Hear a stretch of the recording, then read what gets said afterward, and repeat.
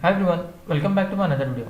Today I am going to show in this video how to fix Windows doesn't have enough information to verify the certificate on your Windows 10 or Windows 11. So before going to start the video, if you are not subscribed my channel, please subscribe. So let's start the video. Guys, if you are saying Windows doesn't have enough information to verify this certificate, then I will show you a simple method you can try and fix this issue. In this, the first method is you have to just click on the search menu, then type here date and time. Click on this date and time settings. Here you will find under additional settings sync now option. You have to just sync now and it will take around 3 to 4 minutes.